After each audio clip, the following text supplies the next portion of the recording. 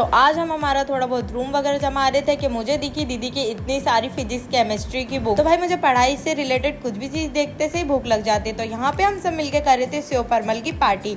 अब भाई खा पी के मैं और मेरी दीदी बहुत दिन हो गए थे कि हम कहीं बाहर गए भी नहीं थे, और खाते को हमें गेड़िया मारे ना तो हमको सालों हो चुके हैं, मतलब मुझे और दीदी को। तो सबसे पहले बाहर आके हमने खाया यहाँ से फुल्की और मैंने खाई थी आइसक्रीम। फिर हम ऐसे ही मार्ट में घूमने के लिए गए थे, बट मेरी दीदी की नजर पड़ी ऊपर और मेरी दीदी पूरा इंदौरी होने का फायदा उठा रहे थे। भाई इतनी सारी सेव कौन खाता है। मेरी नजर ये जेमेन पे भी पड़ गई थी, तो भाई मैंने ये भी इतने सारी सेव के साथ रख लिया था।